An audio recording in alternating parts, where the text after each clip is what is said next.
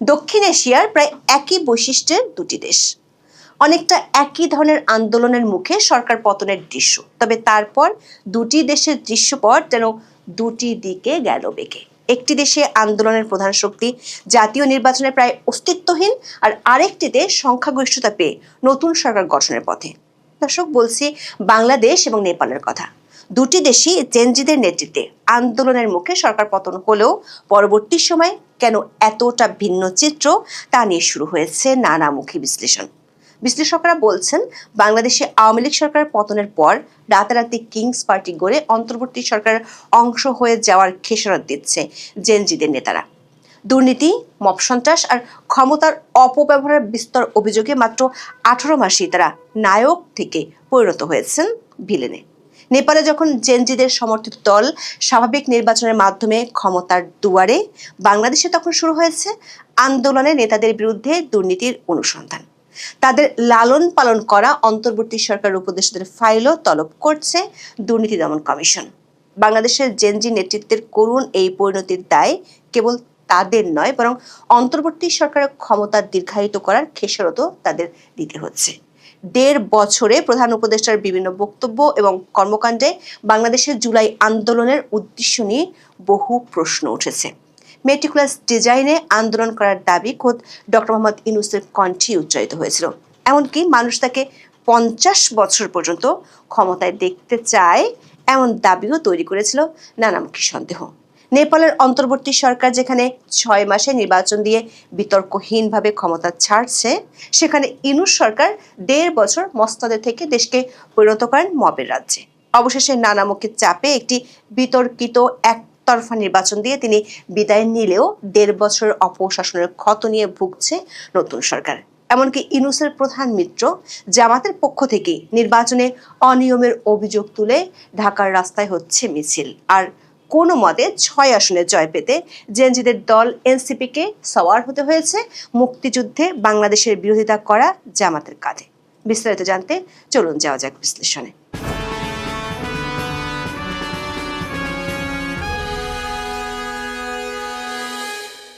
সরকারি চাকরিতে কোটা বিরোধিতার নামে 2024 সালের জুলাইয়ে বাংলাদেশে শুরু হয় শেখ হাসিনা সরকারের বিরুদ্ধে আন্দোলন। এরপর 5ই আগস্ট ক্ষমতাচ্যুত হন শেখ হাসিনা। সেই থেকে শেখ হাসিনা অবস্থান করছেন ভারতের দিল্লিতে। এর ঠিক প্রায় 1 বছর পর 2025 সালের 9 সেপ্টেম্বর নেপালে জেনজি আন্দোলনে দেশটির সরকারের পতন হয়। পদত্যাগ করেন প্রধানমন্ত্রী কেপি শর্মা ওলি। বাংলাদেশের শেখ হাসিনার পতনের 3 দিন পর 8ই আগস্ট ডক্টর মোহাম্মদ ইউনূসের নেতৃত্বে শপথ নেয় অন্তর্বর্তী সরকার।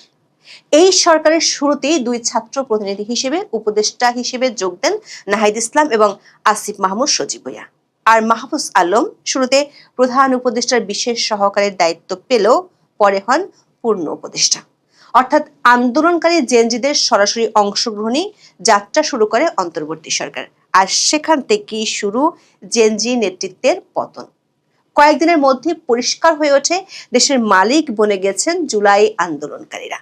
আর তারা সরাসরি প্রশ্রয় পেয়েছিলেন ডক্টর মোহাম্মদ ইউনূসের। প্রায় 1.5 মাসের মাথায় নিউ ইয়র্ক সফরে গিয়ে মাহফুজকে জুলাই আন্দোলনের মাস্টার মাইন্ড হিসেবে সবার সামনে তুলে ধরেন ডক্টর মোহাম্মদ ইউনূস। এর কয়েক মাস পর 2025 সালের 28শে ফেব্রুয়ারি কিংস পার্টির তকমা নিয়ে যাত্রা শুরু করে জুলাই আন্দোলনকারীদের দল জাতীয় নাগরিক পার্টি বা এনসিপি।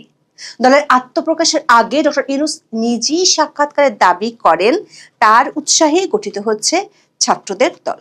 এরপর সরকারের সরাসরি দয়া দাক্ষিণে এনসিপির কার্যক্রম পরিচালিত হতে দেখা গেছে। এমনকি সেনা নিরাপত্তায় দেশের বিভিন্ন জায়গায় সভা সমাবেশ করতেও দেখা গেছে। গোপালগঞ্জে সেনাবাহিনীগুলিতে মানুষ খুনও করা হয়েছিল ইউনূস সরকারের আমলে। বিভিন্ন জায়গায় মব সন্ত্রাস সহ থানা থেকে অপরাধীদের ছাড়িয়ে আনার মতো দাপটও দেখাতে শুরু করে কিংস পার্টির নেতারা। আওয়ামী লীগের কার্যক্রম নিষিদ্ধ সহ সরকার ইচ্ছা পূরণের জন্য সাজানো আন্দোলনের কারণে বাড়ে বিতর্ক। সব মিলিয়ে 1.5 বছরে সম্ভাবনার সবটুকু বাতি নিভিয়ে অস্তিত্ব সংকটের মুখে ডক্টর ইউনূসের স্বপ্নের এনসিপি। একতরফা নির্বাচনের আগে মান বাঁচাতে তারা ভিড়ে যায় জামাতের জোটে। অথচ এর কয়েক মাস আগে জামাতকে স্বাধীনতা বিরোধী দল হিসেবে দায়ী করে সমালোচনা মুখর ছিলেন এনসিপির অনেক শীর্ষ নেতা। এর ঠিক বিপরীত চিত্রই দেখা গেছে নেপালে। সেখানে ওলি সরকারের পতনের পর সুশীলা কার্কের নেতৃত্বে গঠন হয় অন্তর্বর্তী সরকার। তবে সেই সরকারে জেনজিদের কোনো প্রতিনিধি রাখা হয়নি। পুরোপুরি একটি নিরপেক্ষ ভূমিকা নিয়ে 6 মাসের মধ্যে নির্বাচনের ঘোষণা দেন সুশীলা। কথিত সংস্কার কিংবা দল নিষিদ্ধের মতো অগণতান্ত্রিক কোনো পথেই হাঁটেনি দেশের অন্তর্বর্তী সরকার।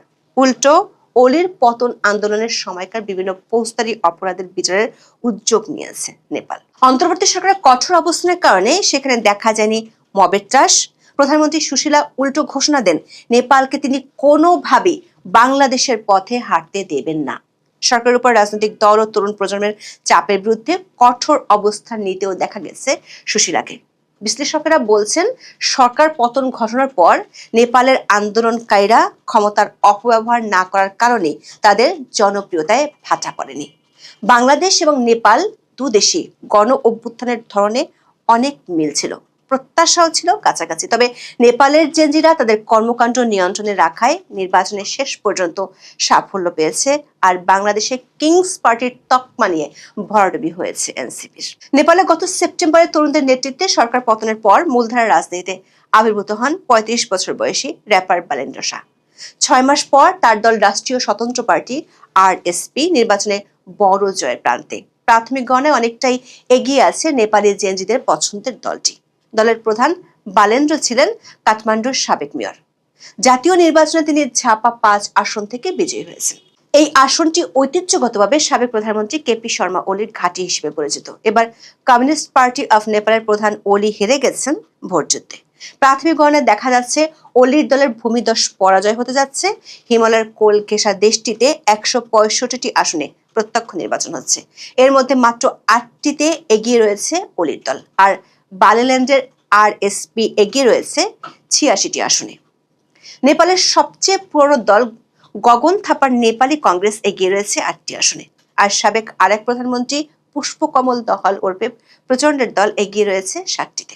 নেপালে গত 3 দশকে communist party of Nepal, Nepali Congress ও নেপালি কমিউনিস্ট পার্টির মধ্যে ক্ষমতার পালাবদল দেখা গেছে। তবে এবার তাতে ছেদ ঘটিয়ে ক্ষমতায় আসছেন তরুণদের সমর্থিত বালেন্দ্র।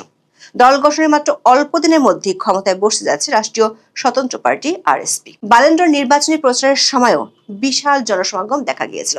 সামাজিক যোগাযোগ মাধ্যম এবং সরাসরি জনসংযোগের মাধ্যমে তিনি পরিবর্তনকামী তরুণ ভোটারদের আকৃষ্ট করতে সক্ষম হয়েছিলেন। অথচ বাংলাদেশে 1.5 বছরের তালবাহানা ও নাটকীয়তা শেষে একতরফা নির্বাচন করেও জুলাই আন্দোলনকারীদের দলের ভরাডুবি হয়েছে। জামাতের কাঁধে চড়ার পরও মাত্র 6টি আসনে জয় পায় এনসিপি। এসব আসনে ব্যাপক কারচুপির অভিযোগ তুলছেন প্রতিপক্ষ প্রার্থীরা। ত্রয়োদশ জাতীয় সংসদ নির্বাচনে বিজয়ী প্রার্থীরা হলেন নাহিদ ইসলাম, আক্তার হোসেন, হাসনাত আব্দুল্লাহ, আব্দুল হানান মাসুদ, আব্দুল্লাল আমিন ও আতিকুর রহমান মুজাহিদ। বাংলাদেশে 12 ফেব্রুয়ারি নির্বাচনে 2/3 বেশি সংখ্যাগরিষ্ঠতা পেয়েছে বিএনপি।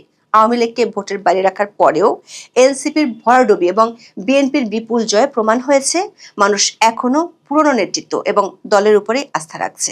এর জন্য 1.5 বছরে জুলাই আন্দোলনের নেতাদের কর্মকাণ্ড এবং তাদের পৃষ্ঠপোষক ইনুস সরকারের চরম ব্যর্থতাকে দায়ী করছেন অনেকে।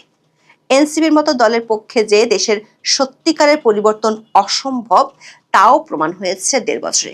এর ঠিক উল্টো চিত্র নেপালে। পুরনো দলগুলোর পরিবর্তে নতুন নেতৃত্বই হয়ে উঠেছে আস্থার প্রতীক। বিশ্লেষকদের মতে নির্বাচনের প্রাথমিক ফল ইঙ্গিত দিচ্ছে সেখানে প্রচলিত রাজনৈতিক দলগুলোর প্রতি জনগণের অসন্তোষ বাড়ছে, আর এই কারণে গণ অভ্যুত্থানে অংশ নেওয়ার শক্তি কি সমর্থন জানিয়েছেন সাধারণ ভোটাররা।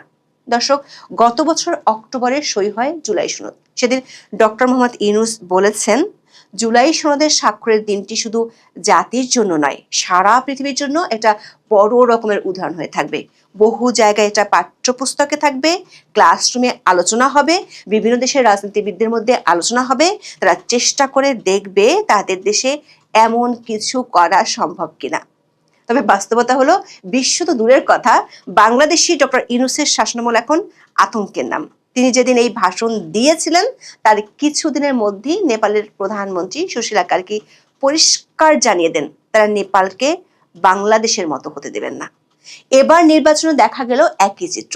বাংলাদেশে যেখানে তরুণদের দলের ভরাডুবি, সেখানে নেপালে উঠছে জেনজিদের বিজয় কীর্তন। নেপালের নির্বাচন দেখিয়ে দিল গণ অসন্তোষ থাকাই যথেষ্ট নয়, তাকে সংগঠন, কার্যকর কৌশল এবং বিশ্বাসযোগ্য নেতৃত্বের মাধ্যমে ভোটের রাজনীতিতে রূপ দিতে পারলেই কেবল প্রকৃত পরিবর্তন সম্ভব। কোনো দলকে রাজনীতি থেকে দূরে রেখে নয়, বরং জনগণের আস্থা অর্জনের দিকে যে বেশি নজর দিতে হয় সেটি দেখা গেল নেপালের নির্বাচনে। দক্ষিণ এশিয়ার অন্যান্য দেশের মতো বাংলাদেশের জন্য এটি সম্ভবত সবচেয়ে বড় বার্তা। এখন এ পর্যন্ত। সবাই ভালো থাকুন, সুস্থ থাকুন, নিরাপদে থাকুন। দেখা হবে আগামী পর্বে।